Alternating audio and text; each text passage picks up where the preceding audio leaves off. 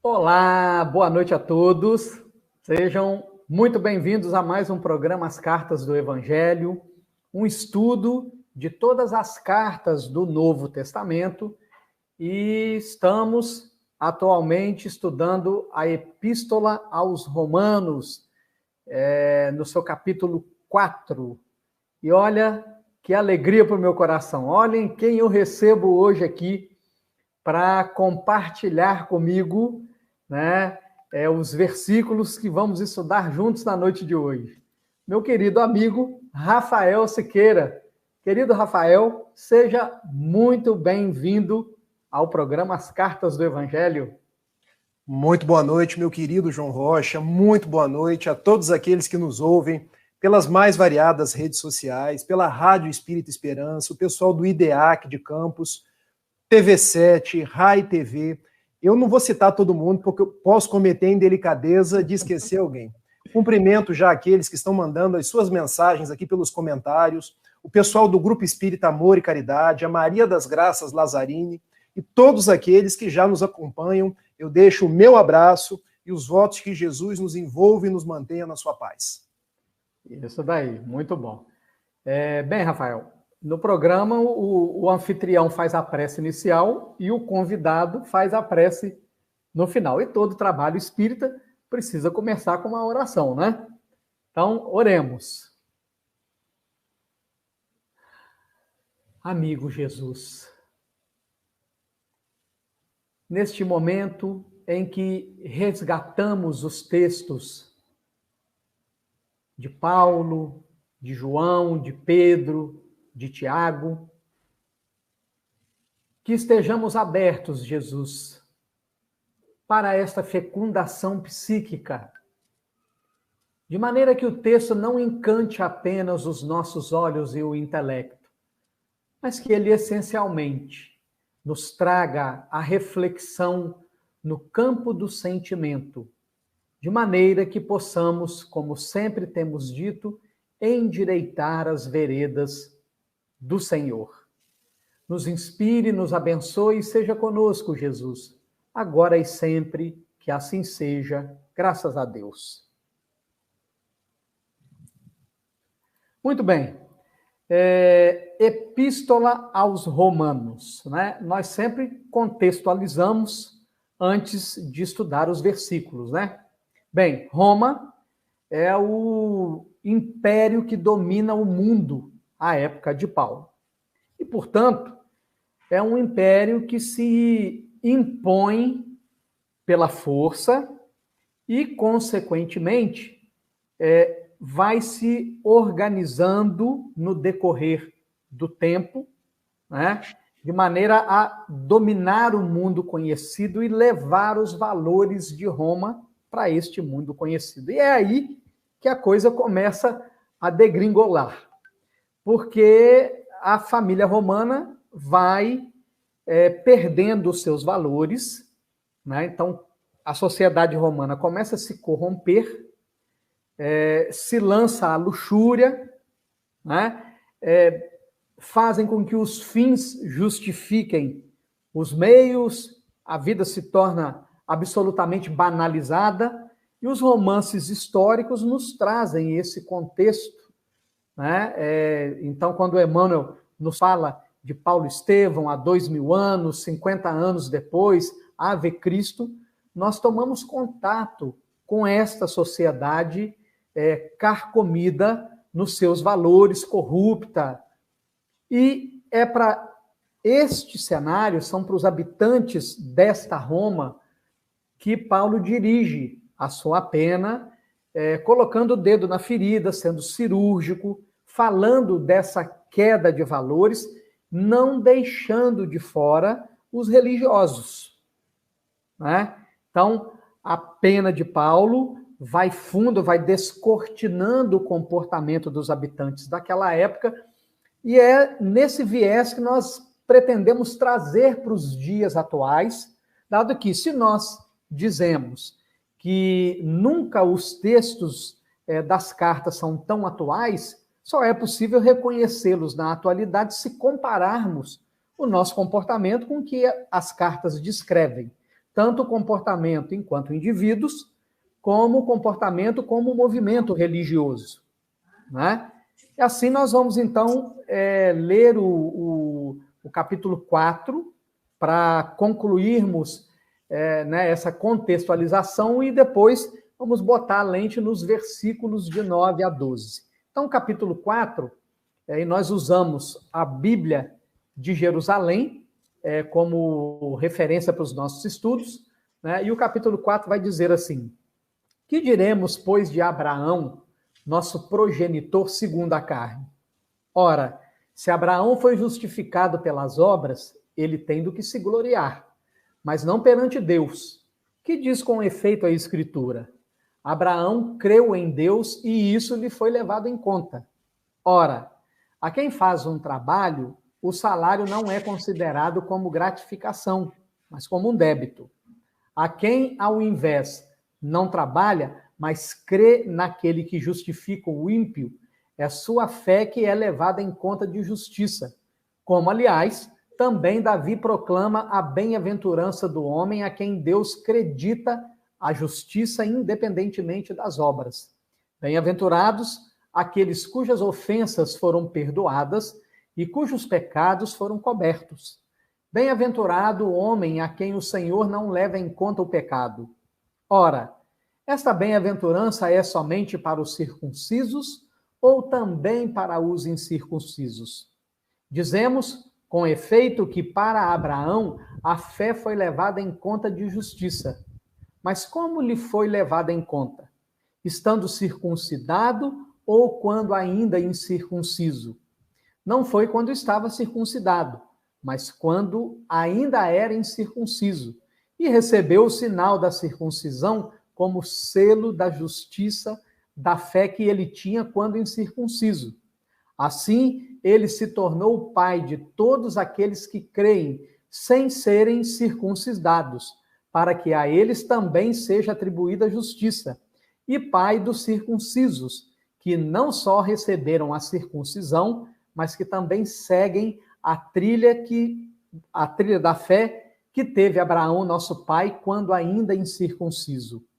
De fato, não foi através da lei que se fez a promessa a Abraão ou à sua descendência de ser o herdeiro do mundo, mas através da justiça da fé.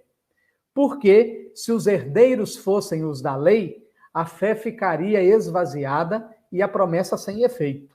Mas o que a lei produz é a ira, ao passo que onde não há lei, não há transgressão. Por conseguinte, a herança vem pela fé, para que seja gratuita e para que a promessa fique garantida a toda a descendência, não só a descendência segundo a lei, mas também a descendência segundo a fé de Abraão, que é o pai de todos nós, conforme está escrito: eu te constituí pai de muitos povos, nosso pai em face de Deus em quem creu, o qual faz viver os mortos e chama à existência as coisas que não existem. Ele, esperando contra toda esperança, creu e tornou-se assim pai de muitos povos, conforme lhe fora dito: tal será a tua descendência. E foi sem vacilar na fé que considerou seu corpo já morto, ele tinha cerca de 100 anos, e o seio de Sara também morto. Ante a promessa de Deus, ele não se deixou abalar pela desconfiança, mas se fortaleceu na fé, dando glória a Deus, convencido de que ele podia cumprir o que prometeu. Eis porque isso lhe foi dado em conta de justiça. Não foi escrito só para ele, foi-lhe levado em conta, mas também para nós, para que nós que cremos naquele que ressuscitou dos mortos, Jesus nosso Senhor, o qual foi entregue pelas nossas faltas e ressuscitado para a nossa justificação. Bem, esse é o capítulo 4 completo, né? O trecho que nós vamos estudar está aí na nossa tela, os versículos de 9 a 12. Eu tomei a liberdade, Rafael, para não ficar descontextualizado, né? Já que o versículo 9 começa no ora, bem, esta aventurança é somente para os circuncisos ou também para os incircuncisos? Colocar em cima as duas bem-aventuranças às quais Paulo faz referência, né?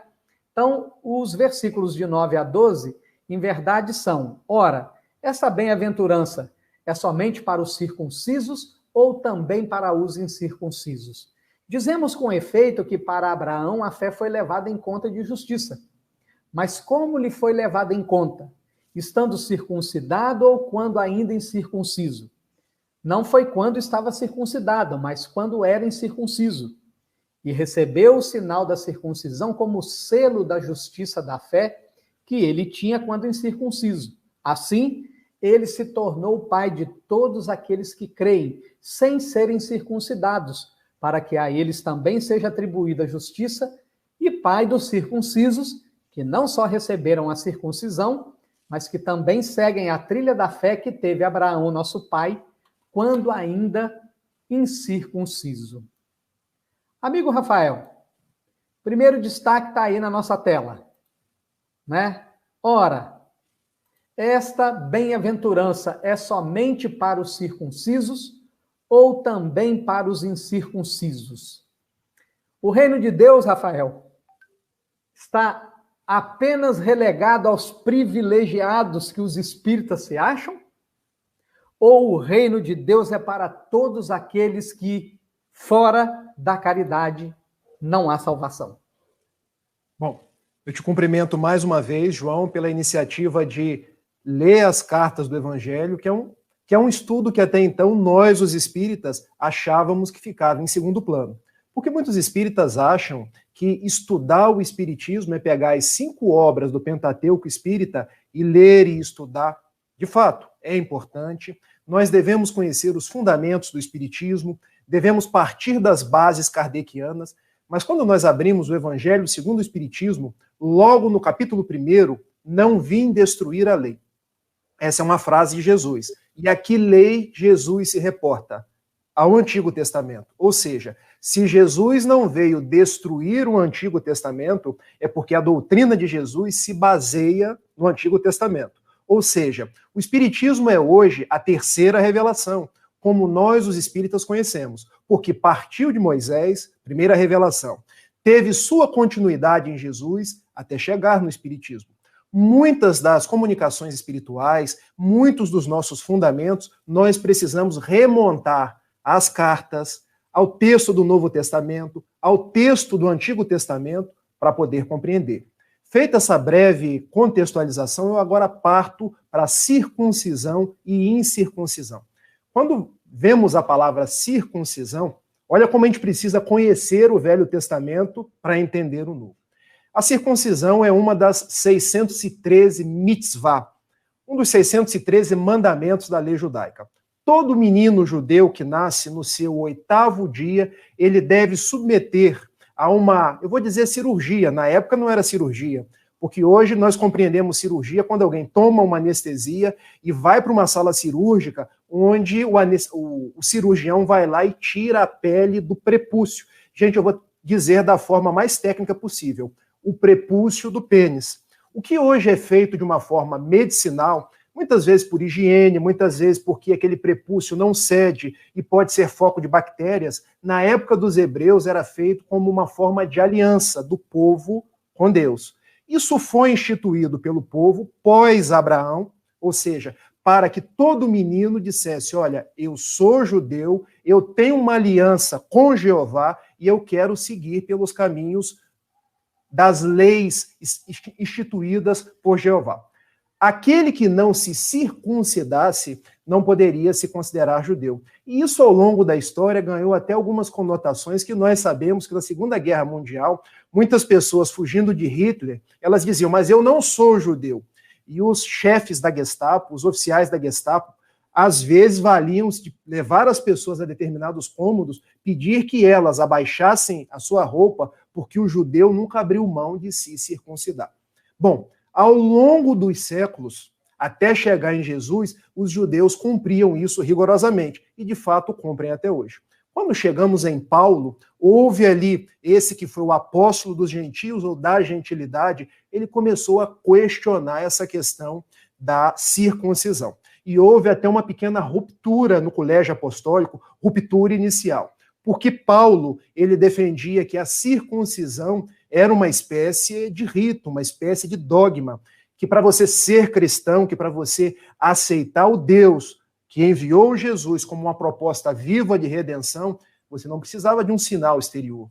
Você não precisava de qualquer ritualística, mas ele encontrou resistência por parte de Pedro e principalmente por parte de Tiago Menor, filho de Alfeu. Mas Pedro soube renunciar para que o colégio apostólico não se dissolvesse. Mas o que Paulo, de fato, quis trazer para a gente foi o seguinte: o cristianismo não estava dentro tão somente daqueles que eram os judeus. Ele deveria ser levado aos povos pagãos, aos povos que eram considerados gentílicos, porque Jesus veio para todos. Jesus não veio para uma casta. Jesus não veio para um povo privilegiado. Mas o fato é que a questão da circuncisão é observada ainda hoje pelos judeus. A questão da circuncisão ainda hoje está lá no texto do Levítico. Mas Paulo tirou isso como uma proposta do cristianismo. Quando a gente traz isso para os dias de hoje, o que nós devemos observar? Nós devemos romper com aquela tradição judaica, porque os judeus se achavam a raça eleita.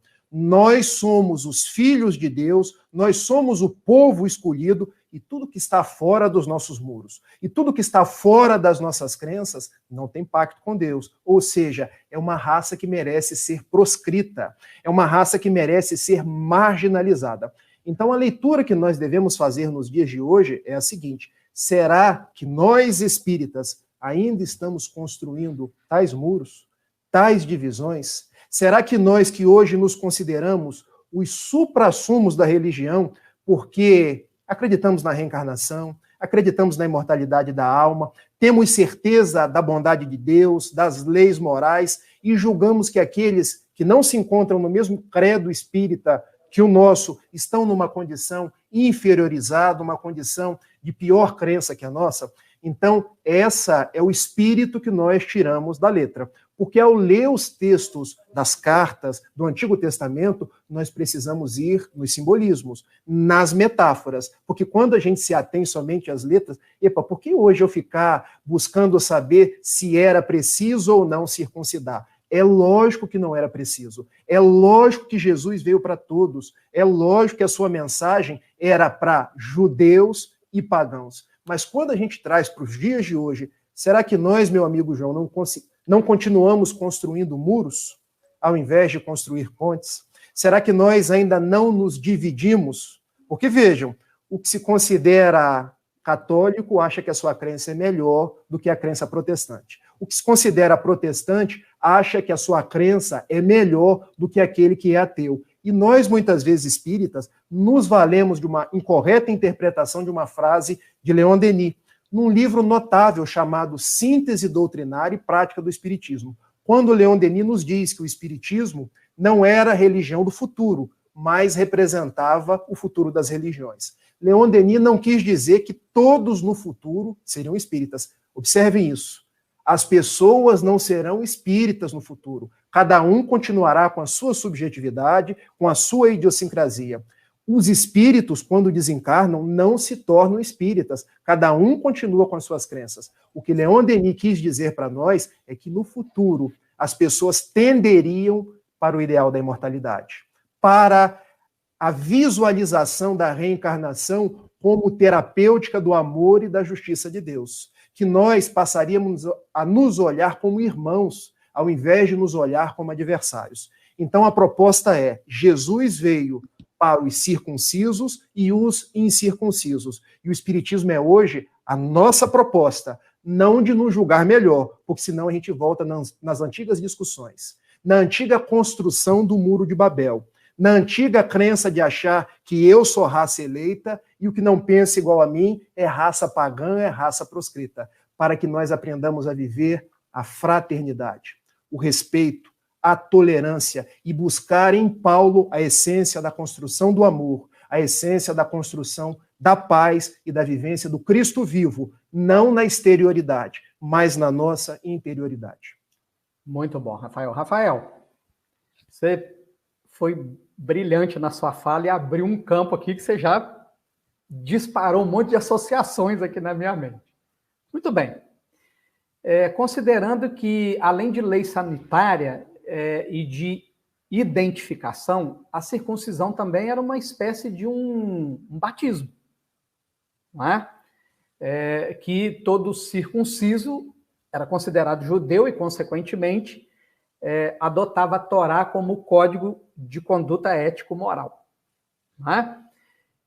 O espírita deveria, já a essa altura, depois de 15, 20, 30 anos de estudos de doutrina espírita, de evangelho, já ter minimamente penetrado na prática dessas virtudes, desses comportamentos que você descreveu: compreensão, tolerância, fraternidade, solidariedade e, consequentemente, tornando-se mais acolhedor, refletindo em si a face do Cristo e fazendo das casas espíritas e do movimento espírita também acolhedores.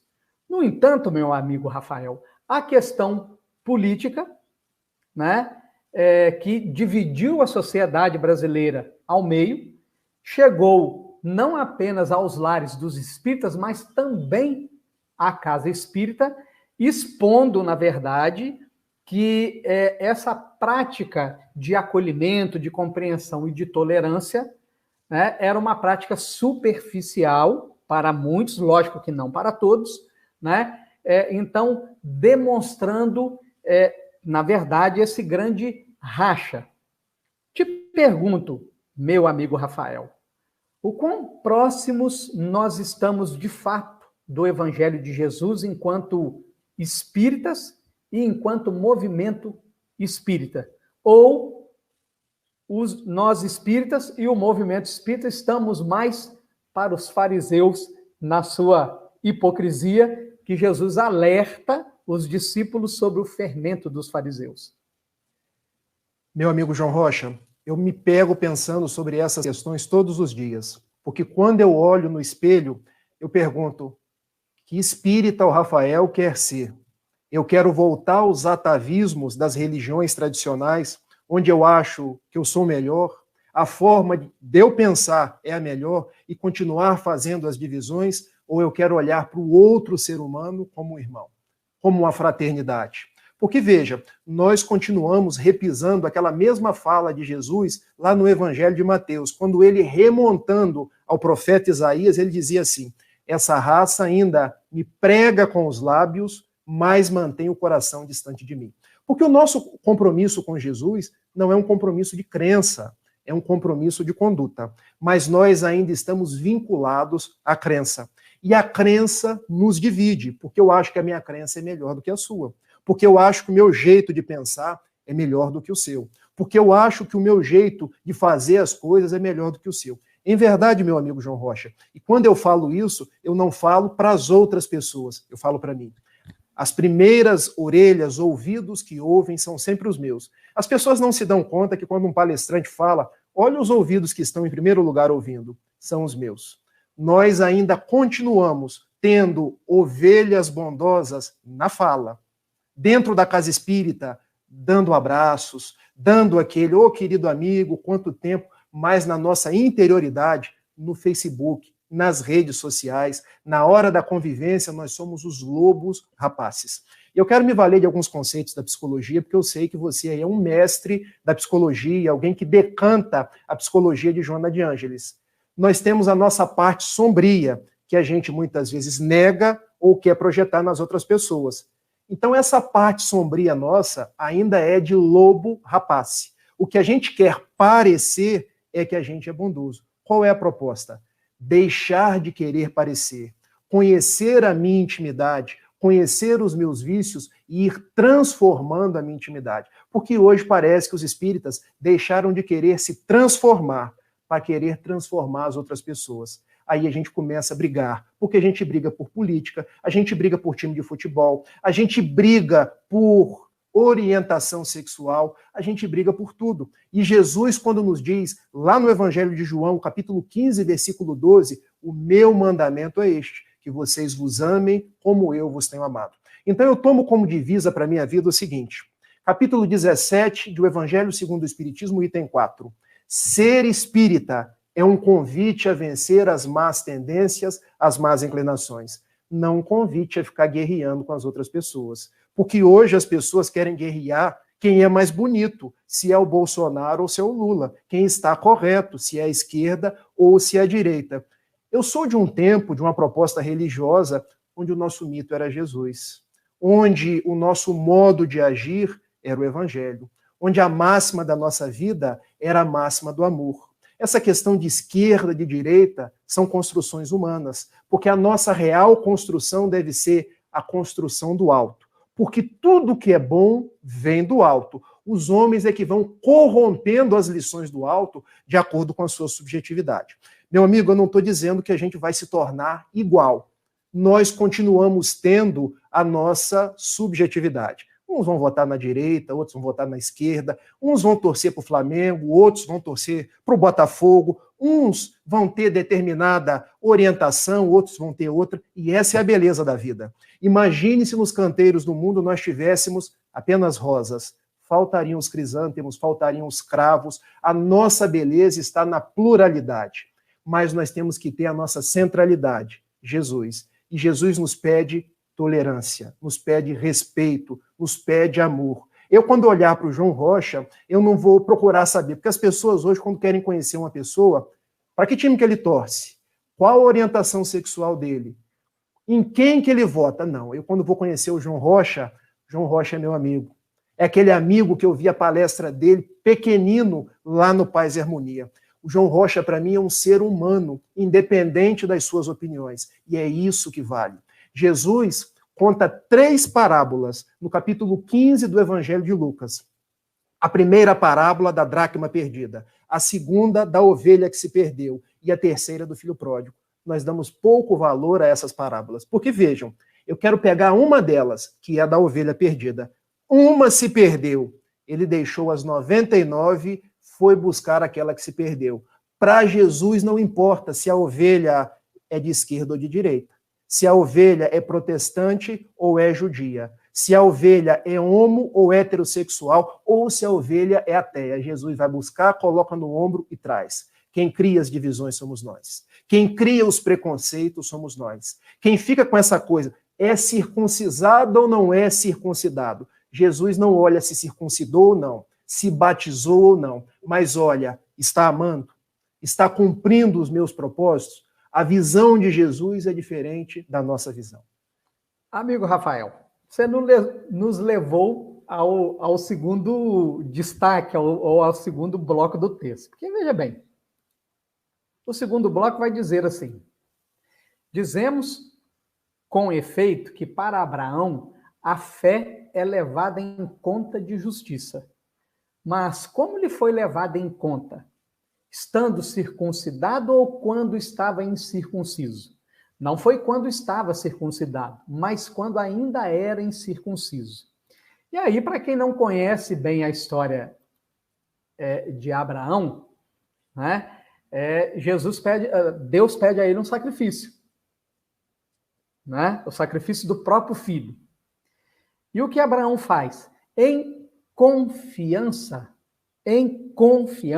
Abraão leva o filho para o sacrifício. Então, vamos guardar bem essa característica.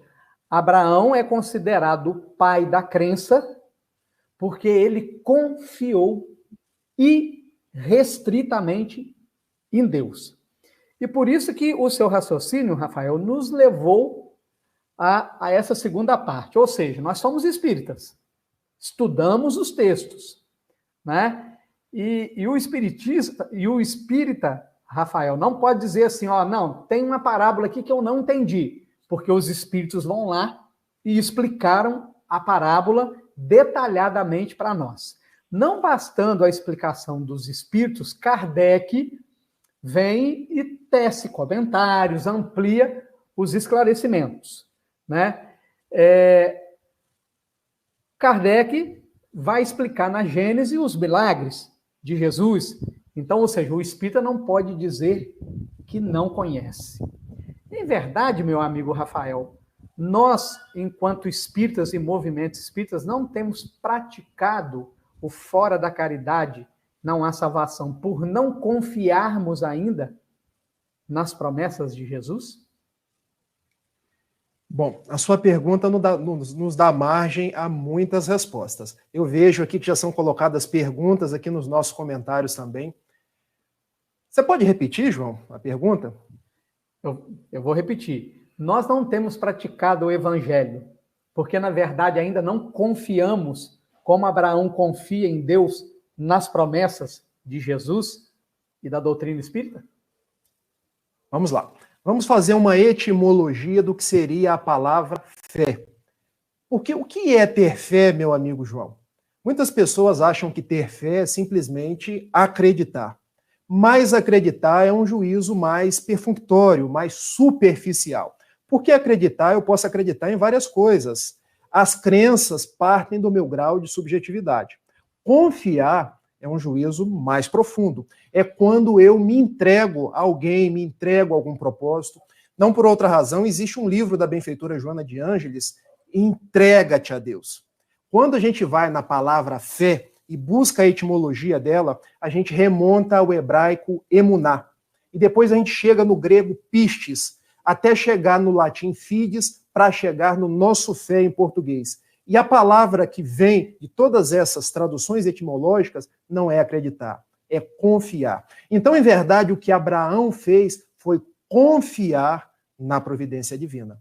E quando a gente busca esse próprio sacrifício de Isaac, na verdade, a Akedá de Isaac, buscando do hebraico, houve confiança de ambos, houve ou não houve. Porque contam as narrativas bíblicas que Abraão deveria ter uns 100 anos. Você acha que um homem de 100 anos levaria um jovem rebento para o alto do monte Moriá para fazer um sacrifício? Ou o próprio filho se deixou levar? Ambos confiavam em Deus.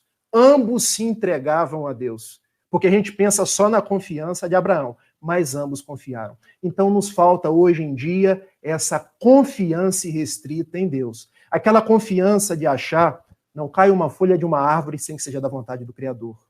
Todos os fios de cabelo da minha cabeça estão contados e Deus conhece cada um deles. E eu gosto sempre de traçar analogias ou metáforas para que a gente possa entender. João, se eu pego um avião aqui no Rio de Janeiro para fazer uma palestra em São Paulo, eu vou até o piloto do avião e pergunto para ele, olha, você tem o seu brevet em dia para pilotar? Você se alimentou antes de conduzir esse avião? Você está em dia com seus exames psicotécnicos? Ninguém faz isso. Porque eu confio no piloto do avião. O problema é que eu confio no piloto humano e não estou confiando em Deus. Exatamente. Vamos com outro exemplo? Vou fazer uma cirurgia. Eu tenho confiança no meu médico, mas eu conheço o anestesista? Não. Se o anestesista errar 1 centímetro para um lado ou 1 centímetro para cima, eu saio dali aleijado. Mas eu entro confiando que as coisas vão dar certo. Ninguém vai até o anestesista e pergunta, você tem diploma em medicina?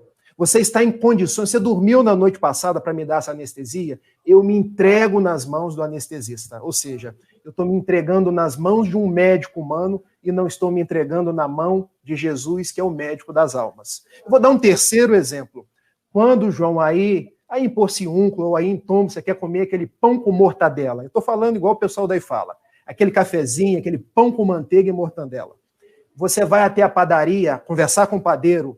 Ô, seu padeiro, você não colocou bromato demais nesse pão, não? Aquele veneno para matar o rato da semana passada, por acaso não misturou na farinha? Quem falar isso com o padeiro, ele vai desconfiar, vai achar que nós estamos malucos. A gente confia ou não confia no padeiro?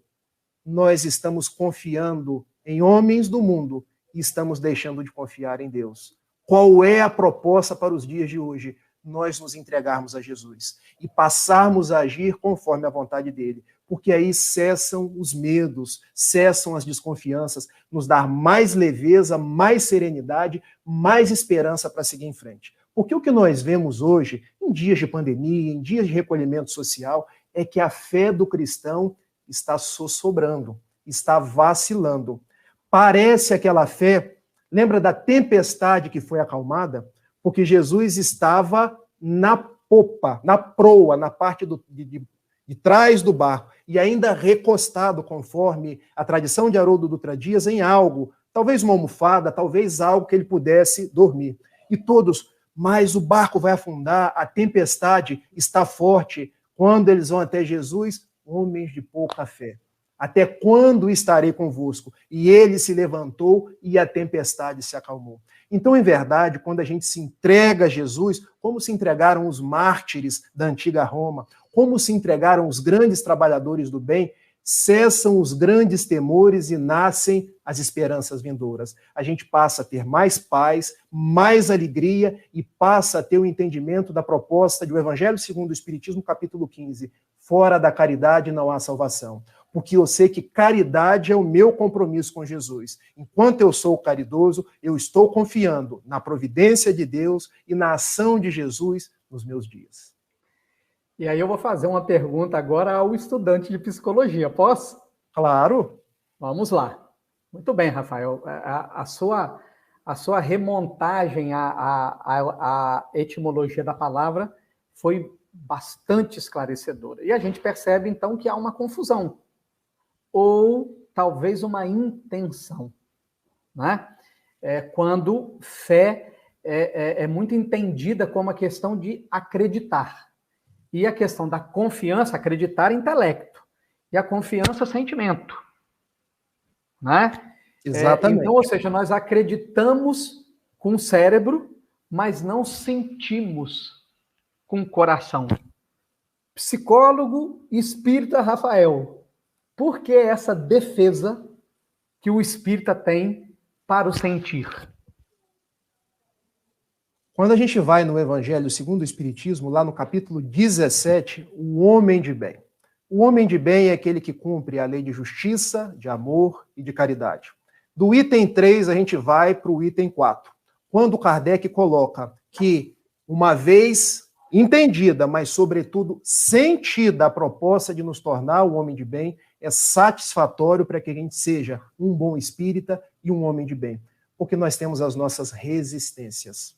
Porque nós temos a nossa questão de querer olhar para frente e continuar remontando ao velho homem que nós somos. Nós temos o padrão de repetir estereótipos, porque o Rafael de hoje está remontando a vidas passadas dele, a antigas personalidades dele. O Rafael de hoje pode ser o religioso de ontem, o católico, o padre, o sacerdote, o homem religioso, que na verdade sempre teve o posto de destaque. Sempre foi aquele que mandou, sempre foi aquele que teve a supremacia dos entendimentos. Mas sentir Jesus me coloca na posição de deixar de ser aquele que comanda para passar a olhar o outro como um irmão.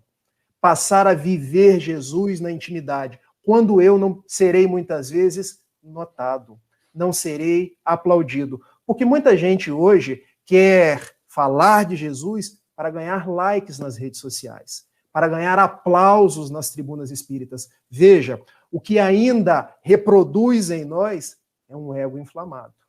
É uma sombra que avulta dentro de nós, querendo o seu espaço, e que eu vou recalcando aquilo, eu vou reprimindo aquilo como se aquilo não existe. Até que, tal qual uma panela de pressão, aquilo explode. E eu, João, lá no seu consultório, será que eu sou assim mesmo? Será que eu fiz essas coisas? E você, meu irmão, você fez. Porque, na verdade, Jesus ainda é o símbolo, ainda está no livro, ainda está na frase da camisa. Jesus precisa entrar no seu coração. Jesus precisa deixar de ser os versículos da Bíblia, a questão do livro dos Espíritos, para se tornar o seu móvel de vida. Algo que te impulsione a ser uma pessoa melhor e praticar a maior cota de bem que você puder. Então, meu amigo João, buscando na psicologia, o nosso convite hoje é para a gente fazer esse exercício do autoconhecimento, vencendo e aceitando as nossas dificuldades para poder transformá-las e, ao invés de só agasalhar Jesus nos ritos exteriores, nós possamos sentir Jesus para nos transformarmos em pessoas melhores. Isso nos leva, Rafael, ao terceiro bloco. Vamos lá, porque o terceiro bloco vai dizer assim, e recebeu o sinal da circuncisão como selo da justiça da fé que ele tinha quando incircunciso. Eu me recordo aqui, Rafael, que lá no item 29 do Livro dos Médiuns, Kardec vai estudar os tipos de espíritas. Né? Então, Então ele estuda o espírito imperfeito, o espírita perfeito, o espírito exaltado, e ele chega no item lá, Rafael, que ele chama assim, espírita sem saber que o é.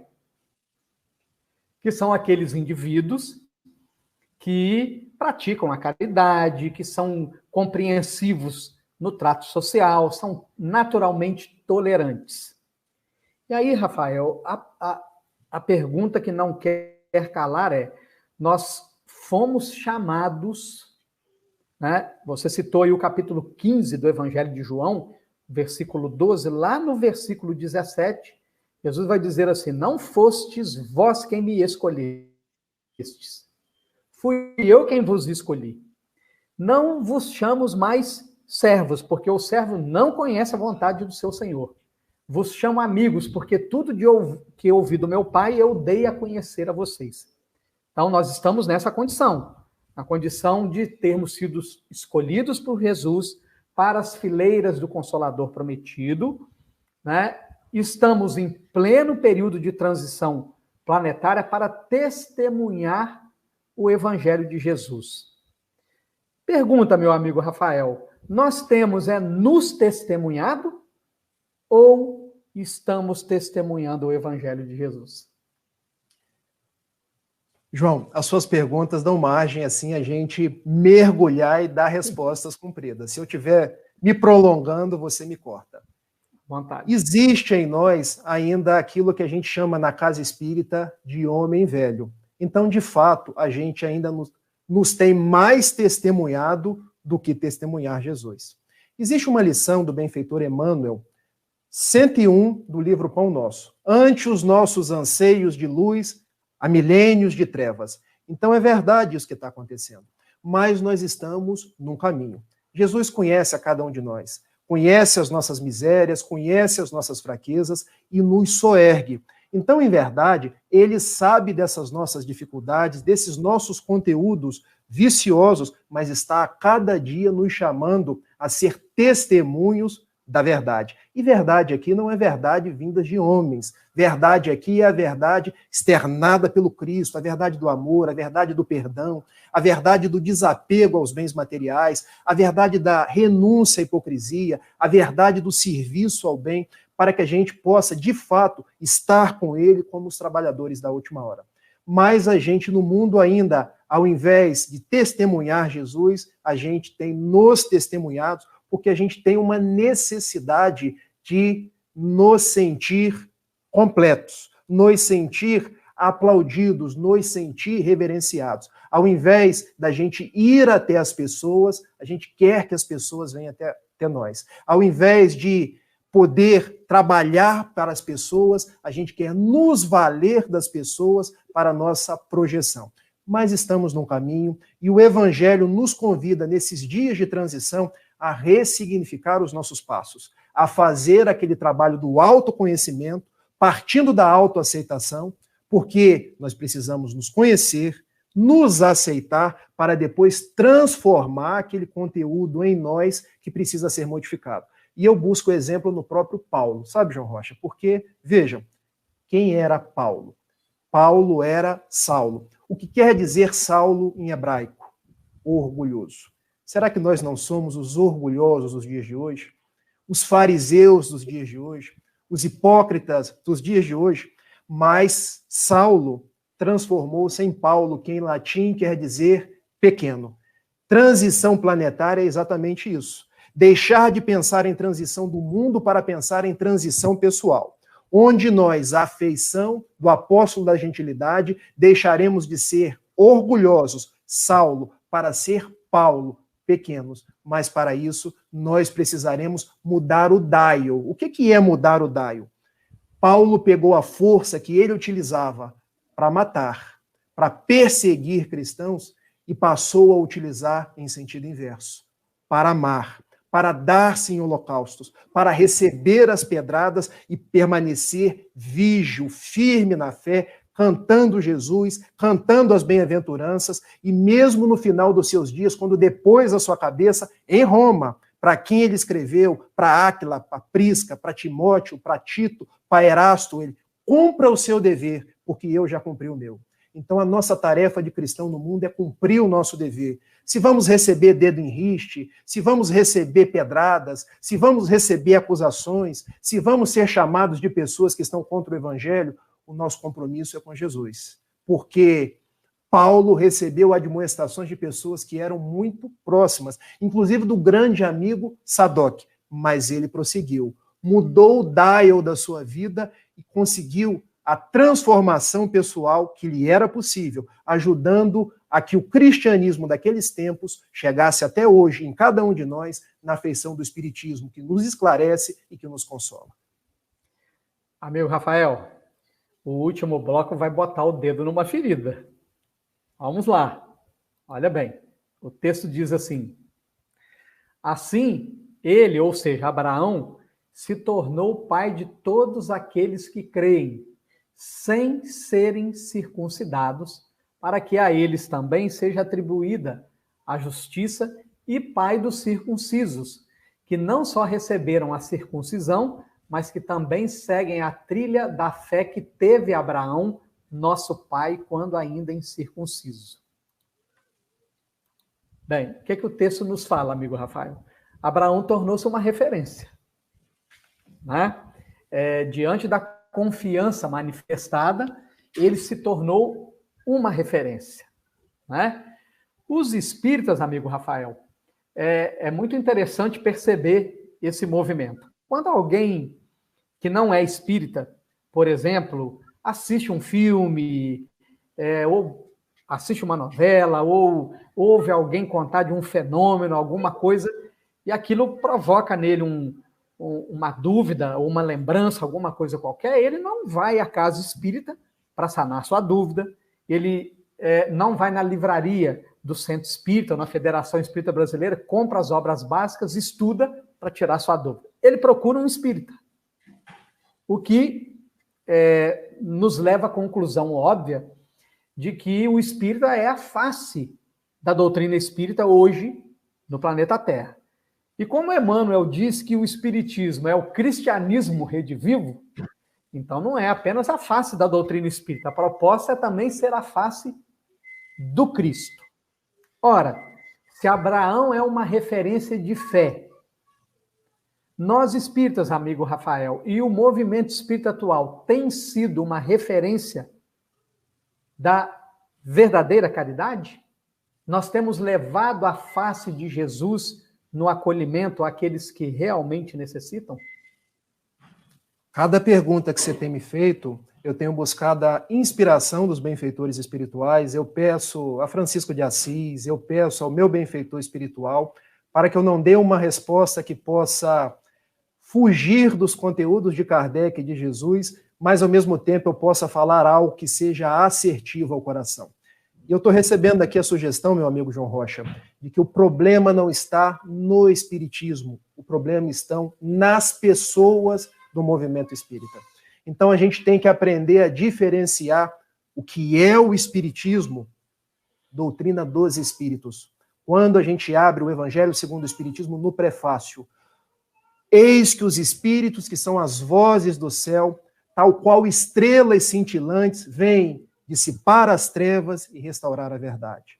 Eis que é chegado o momento de exaltar os simples e confundir os orgulhosos, para que a verdade possa ser restabelecida. Quando homens do movimento espírita, que são os padres, que são os inquisidores, que são os cruzados, que são os reis, que são aqueles que subverteram no passado e retornam na condição de dirigentes, acabam confundindo o espiritismo aos corações simples que chegam até nós, o problema não está no espiritismo, o problema está nos homens. E nós devemos fazer essa distinção, para que a gente continue a beber das águas cristalinas do espiritismo, porque o espiritismo não é de Kardec, Kardec é o codificador. O espiritismo nos traz Jesus de volta. Questão 625 do Livro dos Espíritos. Modelo que nós devemos copiar, guia que nós devemos seguir. Então, quando as pessoas vêm até mim, mas o médium tal falou isso. Mas você segue médiums ou você segue Jesus? Mas quem falou isso foi o orador fulano de tal. Ele é de direita, é de esquerda. Você segue oradores ou você segue Jesus? O que Kardec coloca para nós é que fé inabalável é aquela que segue a razão. Então nós somos convidados a raciocinar, a ter lógica, a ter bom senso. Eu não vou seguir o que o João Rocha me diz, porque é o João Rocha. Nada obstante eu goste dele, nada obstante ele seja uma referência para mim. Mas eu vou pensar, será que o que o João Rocha diz está de acordo com Jesus? Está de acordo com o livro dos Espíritos? Eu acho que é isso que nós, os espíritas, precisamos fazer.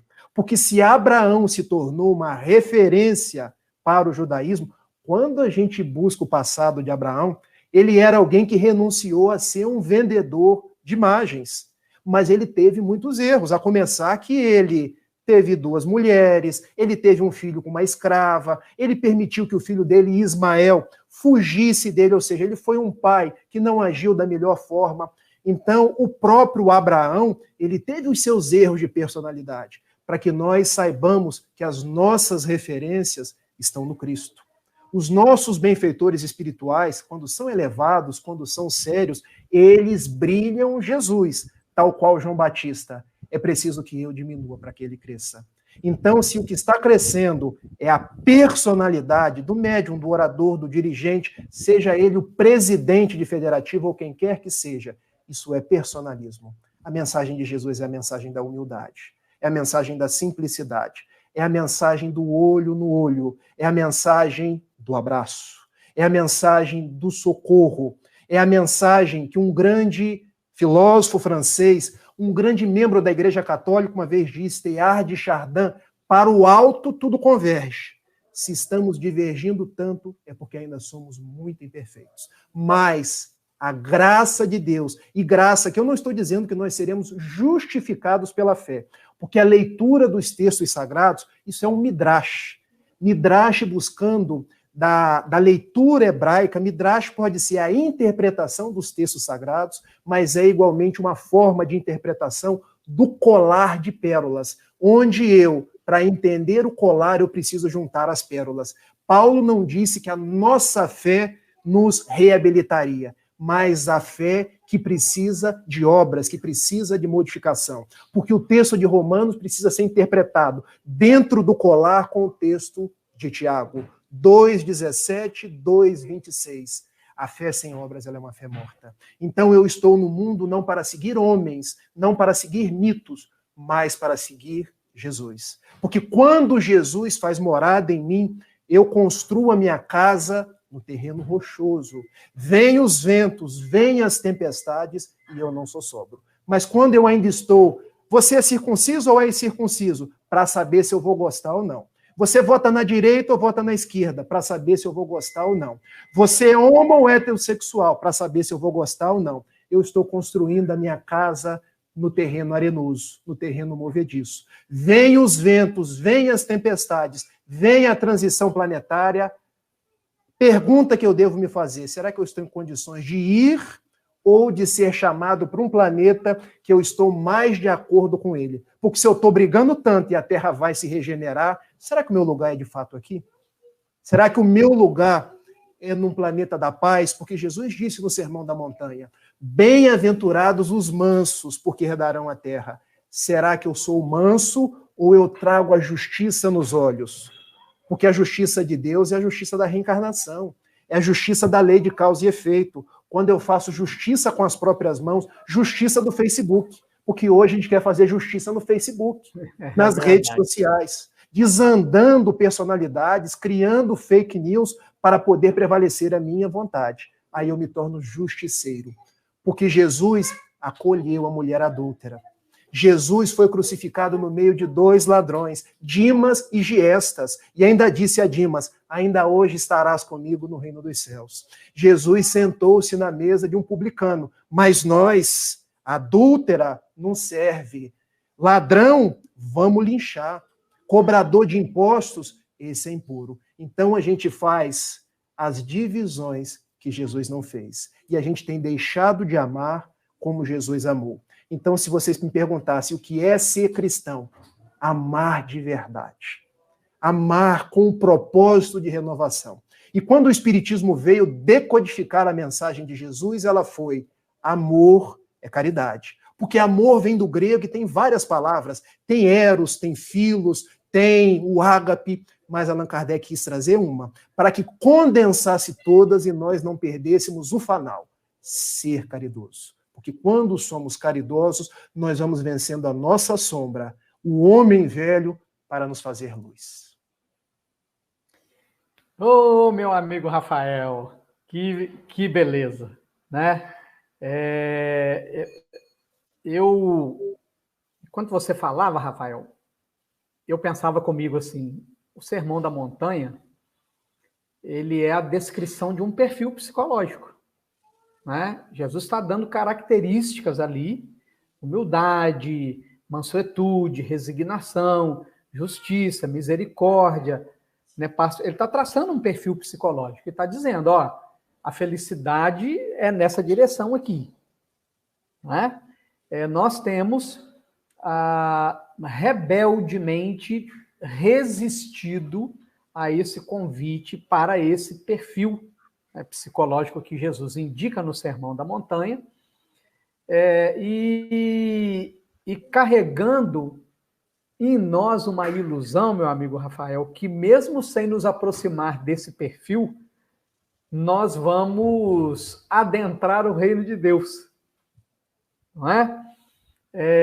Me parece, amigo Rafael, que está faltando ao espírita e, consequentemente, ao movimento espírita se autoanalisar, não é? Realmente pesquisar em si a sombra psicológica, não é? Entender o que tem lá na sombra que está negligenciado por um lado e, por outro lado, que ainda nos induz a tantos equívocos, né? Para a gente finalizar, meu amigo Rafael, se for possível, em 1 minuto, por que a dificuldade do exame de consciência? Por uma razão muito simples, porque eu vou trazer uma metáfora para responder a sua pergunta. Emmanuel nos diz que nós, ao fazermos exame de consciência, a gente olha para o lago bonito, as águas estão cristalinas, a gente não quer remexer o que está no fundo. Porque quando a gente remexe o que está no fundo, tisna toda a água do lago. Meu amigo João Rocha, eu quero ver o meu lago cristalino ou eu quero ver o meu lago lodoso? Todo mundo quer ver o lago cristalino. Mas o problema é que o nosso lago é lodoso. Diz o poeta do simbolismo Cruz de Souza que nós somos aves de luz em lodo miserando.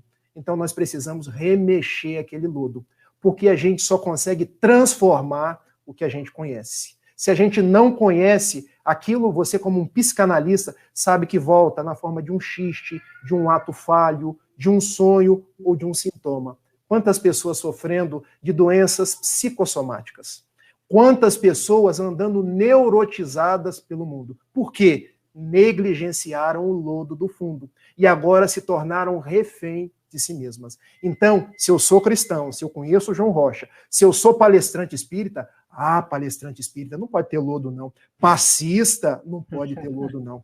Eu vou na casa espírita? Não. Eu não posso ter esse tipo de conteúdo. Pior ainda é quando o outro sabe que eu tenho esse tipo de conteúdo. Porque a nossa maior preocupação não é nós sabermos, é quando o outro sabe. Mas, meus amigos, todos nós possuímos esse lodo. E qual a tarefa do autoconhecimento? Não é decorar a questão. Porque a questão 919 todos nós já conhecemos.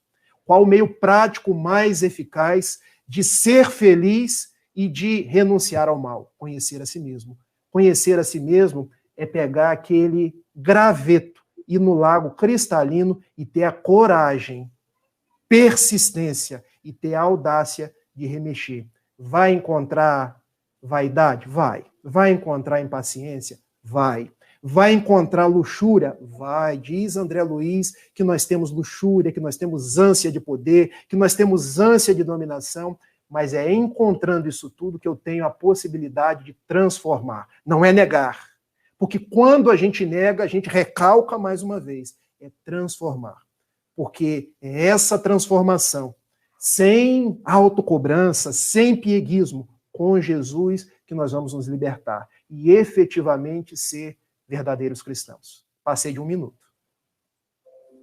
Tudo bem. Querido Rafael, nosso tempo, infelizmente, chegou ao fim.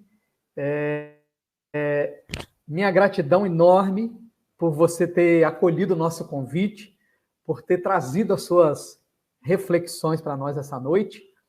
Né? Eu gostaria de agradecer também a presença de todos os que nos acompanharam aí, que fizeram comentários, que participaram. Gostaria de convidá-los para estarem conosco na próxima quinta-feira, às 20 horas. Vamos continuar aí estudando o capítulo 4 da Epístola aos Romanos. Queria agradecer ao IDEAC, que gera para nós as imagens, a Rádio Espírita Esperança, a Rede Amigo Espírita TV, ao Café com o Evangelho Mundial, a Web Rádio Amigo Espiritual, a TV 7, ao GEAC, de Comendador Vi, Ariana, a União CF, que são os canais que nos transmitem, a Rádio Porta Luz, para encerramento do nosso estudo da noite.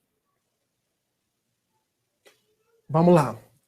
Meus amigos, eu convido a cada um de vocês a cerrar os olhos temporariamente, a pensarmos no bem que desejamos fazer, na nossa melhora, em todos aqueles que precisam do amparo do alto, seja ainda vítimas do coronavírus, seja os familiares que estão chorosos, e que nós possamos orar. Pai nosso, que estais nos céus, na luz dos sóis infinitos, Pai de todos os aflitos, neste mundo de escarcéus. Santificado, Senhor, seja o teu nome sublime, que em todo o universo exprime concórdia, ternura, amor. Venha ao nosso coração o teu reino de bondade, de paz e de caridade, na estrada da redenção. Cumpra-se o teu mandamento, que não vacile nem erra, nos céus como em toda a terra, ainda de lutas e de sofrimento. Perdoa-nos, meu Senhor, os débitos tenebrosos de passados escabrosos de iniquidade e de dor. Auxilia-nos também, nos sentimentos cristãos, a amar os nossos irmãos que permanecem longe do bem. Com a proteção de Jesus, livra nossa alma do erro, neste mundo de desterro, distante da tua luz. E que a vossa ideal igreja, que o vosso ideal propósito seja o altar da caridade, onde se cumpra em verdade o vosso infinito amor. Hoje, agora e sempre, Senhor. Abençoe a João Rocha, a Larissa, a Cecília, seus 4 filhos, seus propósitos no bem. Abençoe a todos quantos nos assistem pelas redes sociais. E dá-nos a tua imorredora paz, hoje, agora e sempre. Que assim seja. Um beijo, meus amigos. Beijo, amigo Rafael. Que Jesus te abençoe também, a sua família, a sua vida e os seus bons propósitos no bem. Um forte abraço a todos. Até a próxima quinta.